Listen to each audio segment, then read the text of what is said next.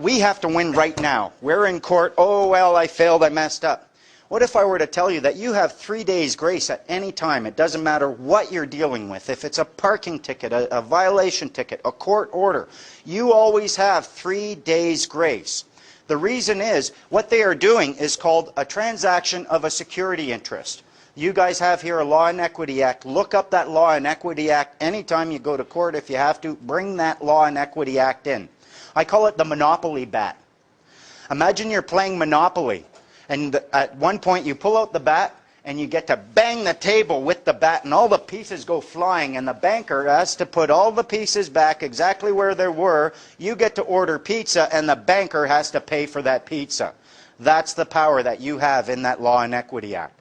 In British Columbia, it tells us it's applicable, the laws enacted and declared within this act are applicable in any court or tribunal in British Columbia, and they must use it. If you bring it in, they have to accept it. The other two sections, section 2 and 3, and likely you'll find the same thing, tells you what remedy you have under this act. And essentially it says, and they use a whole lot of smoke and mirrors to give you this information, any remedy that would have been available to you in 1876 is still available to you. Which means you can say, no, I don't want a transaction with you, I don't want a contract with you, I don't want you to have any power or authority over me, and I'm not accepting it. You have all the power in the world to be a sovereign on this land. They don't want you to know that. If you recognize as a security interest, a little background, a security interest is anything that's either tangible or intangible that can generate or create an obligation to either pay or perform a service. A violation ticket is a security interest. A court order is a security interest. If it's not a security interest, don't talk to me, because it's all about obligations and liabilities. Do I have an obligation to pay or perform? If so, there was a transaction of a security interest every single time. Now, the beautiful thing about a transaction of a security interest is you always have 3 days. And it says in it that a transaction of a security interest is not cured for 3 days, and a transaction of a security interest is rendered void ab initio by anything that would invalidate a contract at law.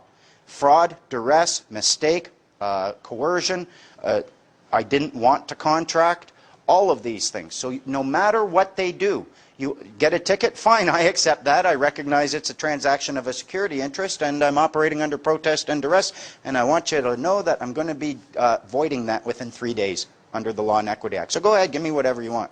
Within 72 hours, it's going to be a nothing. You're taking it out of the box and I'm eating it. Could you define for the audience ab initio? Sorry. Ab initio means from the beginning, from the initial. If everything they do, if you always have 3 days to discharge it, to render it void and invalid, why argue with them at the point that they're doing it? Why argue with them in court? Why argue with them when they're giving you a ticket? Oh, you can't give me a ticket. Oh, go ahead and give it to me. I've got my notices already. I'm just going to zero that out. They're doing their job. You're doing yours.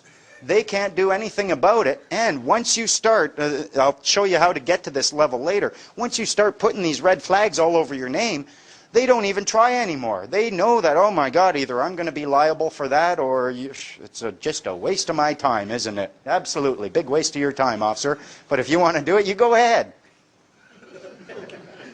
When you bring this attitude, you start having more power over them, because they expect you to, oh yeah, if you're not doing that, they're like, what's up with him? You're supposed to be scared and intimidated of me. Look, don't you see the gun? And you say, yeah, I see the gun. Guess what? See the smile? We have more power over them. All of their power that they have over you is a result of two things. Their deception, your ignorance. Sorry to be rude, but their deception doesn't work without your ignorance. And the way to deal with it is to deal with your ignorance. Then when their deception comes, you can look at them and smile. And you can tell them, you know, I'm not a child of the province. I don't know why you're trying to apply that to me. You can talk to them from a position of having power.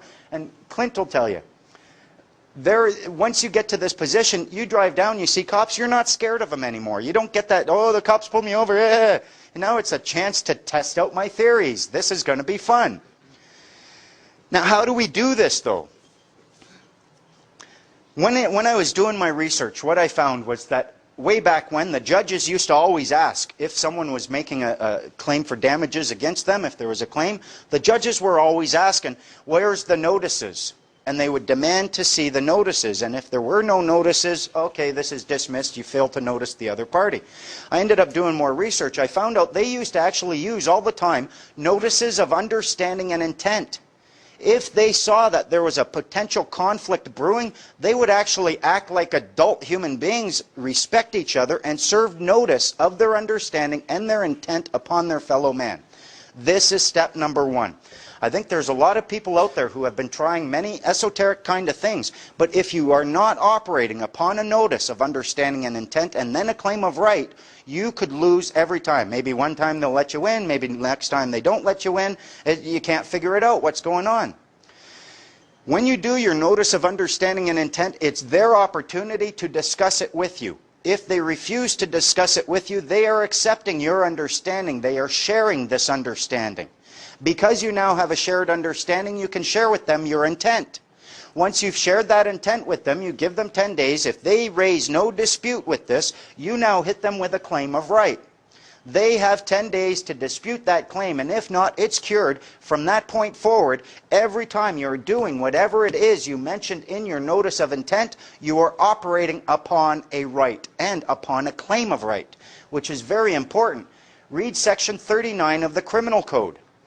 The claim of right allows you to use, either you or your authorized agents or representative can use whatever level of force or violence is necessary to protect whatever property you have if you are holding it under a claim of right, even against those who are legally entitled to seize and possess it, which means cops.